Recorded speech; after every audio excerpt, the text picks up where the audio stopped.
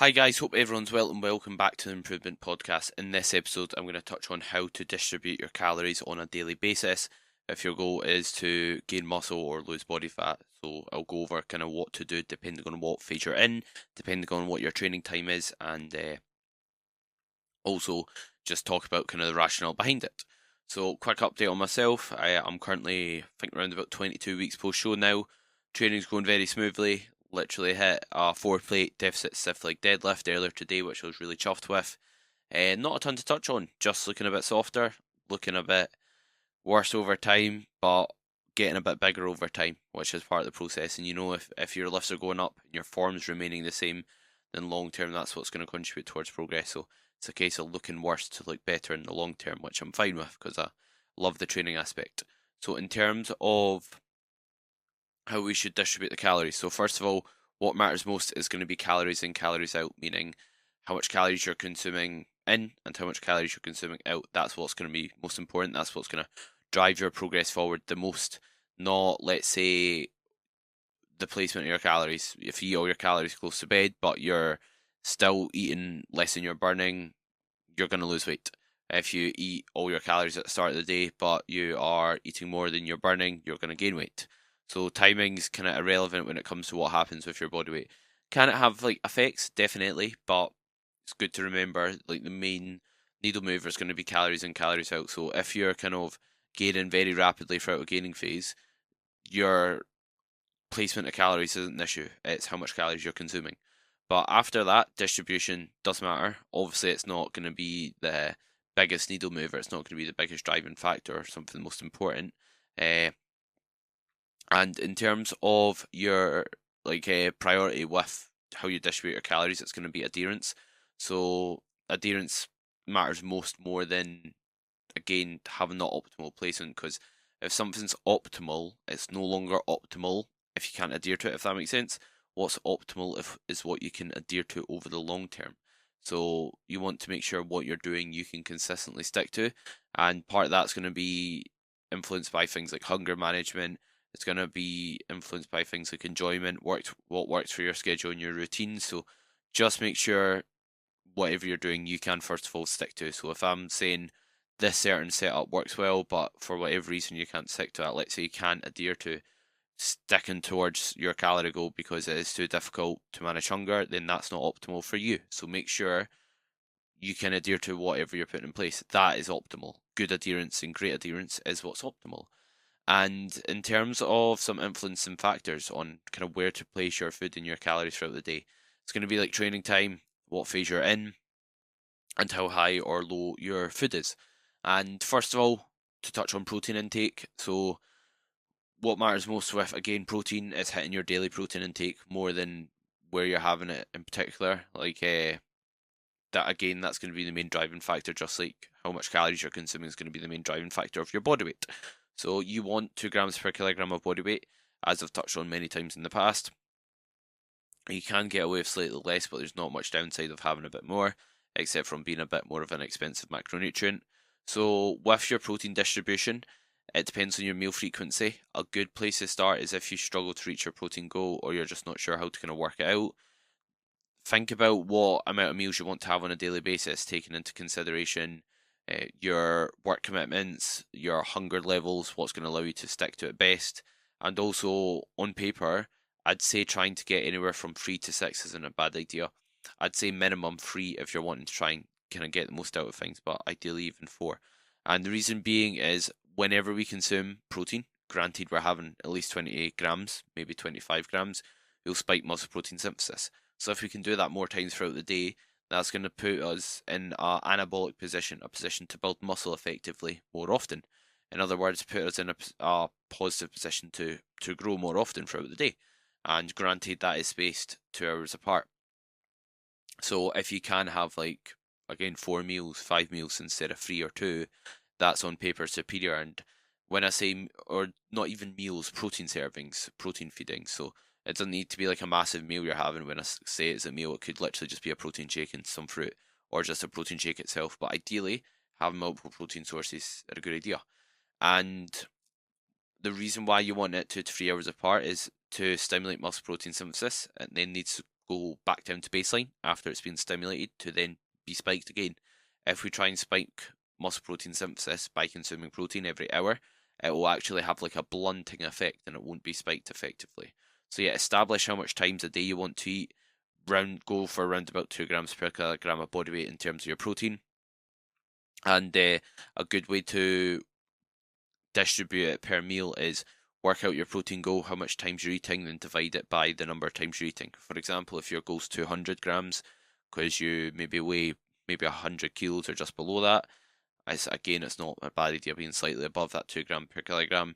Then you know if you're eating 4 times a day, you need 50 grams per meal to hit your protein goal. Benefit knowing that is it means you're not just winging it and going meal by meal. You've actually got a plan and structure in place, and you're going to be more likely to reach your goal. So that's how I recommend kind of distributing protein. Just spread it evenly across each meal, depending on how much meals you're having, 2 to 3 hours apart, and bearing in mind what meal times will allow good adherence. As for carbohydrates, so this will kind of tie into what I touched on in the pre-workout and post-workout podcast episodes, which is why I'm following up with how to distribute your calories to kind of dive into it a bit further. So post-workout, pre-workout, and pre-bed are good places to start with your carbohydrate consumption and kind of the most important times to have them if you're in a dieting phase or a gaining phase, in my opinion.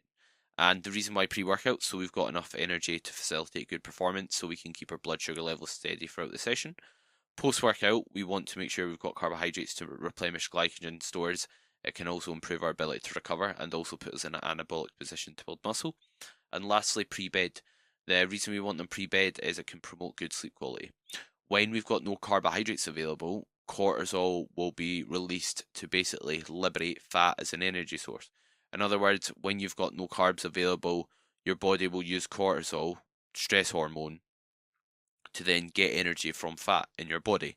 And the problem and downside of that before bed is cortisol. When cortisol's high, the stress hormone's high, our ability to relax, switch off, sleep's going to be diminished. It's going to be poor. And as well as that, cortisol will affect our ability to produce melatonin, which is a hormone that will help us get to sleep and stay asleep. So we want to ensure that we are having carbohydrates potentially in that pre-bed meal. If you're more so if you're in a dieting phase, I'd say. Like throughout my contest prep, when my food got low, I had carbs pre-workout, post-workout, and pre-bed. When my food got very, very low, it got removed to pre-bed, but I kept in that pre-bed window as best I can, or best I could for as long as I could to facilitate good sleep and good recovery and ability to maintain performance as I got leaner. So that's the kind of three main areas I recommend having carbohydrates placed. And if you've got a sufficient amount of each meal, what says sufficient is 50 grams of carbs pre and post workout, ideally. Obviously, it depends the size of the individual, and then you could go for maybe the same pre bed. And if you've then got a sufficient amount in those meals, you can then kind of think about adding to others. If dieting, in the ideal world, try and stick to all three for as long as possible.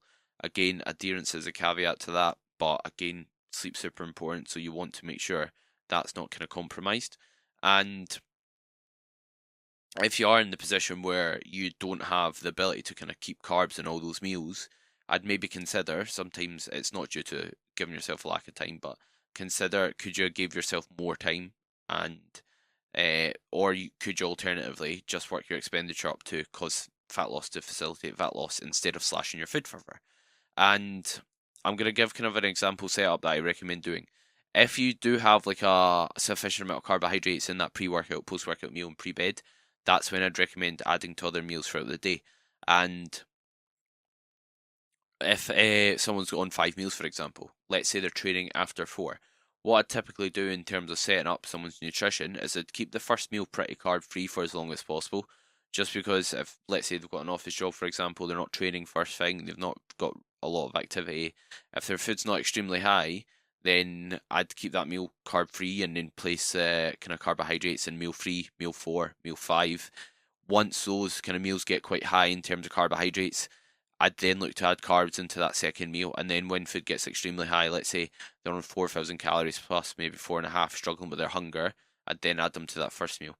Reason why you could potentially keep your first meal carb free if you're not training after your first is some people find when they eat carbohydrates they feel sluggish, and I think it's not a bad idea placing the carbohydrates where you have the demand for energy. Like if someone's super sedentary and they're eating a ton of carbohydrates, again, what will matter most is your daily surplus, but if we get into the nitty gritty, I think if someone's, let's say you've done the complete opposite and you were training after your fourth meal and then you ate all your carbs after meal one and then didn't eat much carbs for the rest of the day. Let's say all your carbs were in meal one, just an extreme example. I think over the long term, that individual's going to have worse performance, a worse body composition outcome, because we know we're more sensitive to carbohydrates around that training window when we basically stimulate muscle growth. And if someone's training after meal one, what I'd prioritize is carbohydrates pre-workout, post-workout, and then pre-bed. And then if their food is low, keep the 2 carb meals in between. If they're on 5 meals a day, pretty low in between. If they're eating 5 meals a day, that is. Obviously, you can kind of relate this example to if you're eating meals a bit less frequently, but I'm just going to stick to kind of the 5 meal setup, for example. And what would also ensure moving on to fats is fats distributed throughout meals where it matters most. So again, I'd have some fats pre-bed and pre-workout. They're kind of, if I had to be like, right, 2 meals, what's going to be the most important time to have fats? It's going to be in those meals. Reason behind having them pre-bed is so that you can slow down the digestion of carbohydrates, especially if someone's training first thing in the morning. It's not a bad idea having some fats in your pre-bed meal to slow down the release of those carbohydrates, because that's what they will do, slow down the digestion speed to allow you to therefore have a better ability to kind of utilize those carbohydrates when you're training in the morning. And I'd also try and have them pre-workout, depending on how close after the meal you're training, and also how high your food is and what meals it after. But usually I'd have it in that pre-workout meal. And the reason being is it'll slow down the digestion of carbohydrates again, so you've got a sustained release of energy. If someone's food extremely high and maybe they're training after 5 meals, you might not need much fat in that pre-workout meal. You want to maybe keep it minimal so that you can digest it quite fast and get a lot of food in quite fast, so you don't have digestive distress throughout your session. This is where trial and error and thinking what works for you comes into play, and not just following like a cookie cutter approach. In terms of when else I'd have fat, I just kind of, when your food's getting high and you're in a gaining phase, I try and distribute it relatively evenly throughout meals, so 10 to 15 grams in each meal, maybe even pushing it up a touch higher as well. And I'd keep fats pretty minimal post-workout, however, because post-workout we want to kind of uptake those carbohydrates relatively quick. We're really sensitive to carbohydrates, so it makes sense kind of consuming a lot of carbs in that meal and not consuming a lot of fats, so we uptake them fast and effectively. So yeah, post-workout, I'd keep fats pretty minimal. And if dieting, your fats need to get really low, keeping some in for hormonal functions not a bad idea. Same as supplementing with omega-3. But if you need to remove them and keep them in a few meals, it would be pre-workout and post and pre-bed. I'd keep them in. I think they're the most important. And you can also consider, like, with your fat intake, like how much is needed per meal. It can also be dictated by what carbohydrate source you're having. For example, if someone's having, let's say, oats pre-bed, they may not need as much fats, because fats will slow down the digestion of carbohydrates. But oats are high in fiber and they are gonna take their low glycemic index carbohydrate, meaning they'll digest quite slowly. So you might not need to pair that with like a fat source. Same if you're training after having oats, for example. And it can be a good idea, like pushing fats up when gaining, if you feel like you still manage your hunger fine, you digest food fine, and you enjoy it, and you feel that you can get in. Because fats are quite calorie dense, but the only caveat to that is they can slow digestion. So you want to bear that in mind, because if you have too much fats, you might find you're not hungry in time for your next meal, which could be a good reason to pull fats down or keep fats a bit lower when you're in a gaining phase. But it's about playing about with it. Find what works for you. Again, there's very little rights and wrongs and absolutes in fitness. It's about, trialing different things. There's obviously things that just on paper don't seem logical, like not having any food pre-workout. But again, someone's food's extremely high. They've trialed both. They perform better not having food pre-workout. Who am I to tell them it's wrong? So what feels good for you?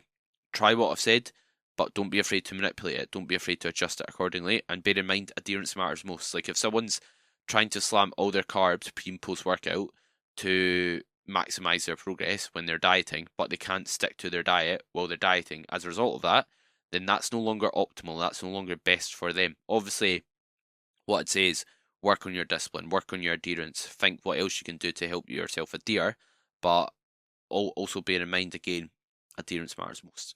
So hope you enjoyed the episode. Any support on the podcast greatly appreciated. That could include sharing it to your Instagram story and giving me a story tag at the Improvement Podcast and at Charlie J Cuthbert.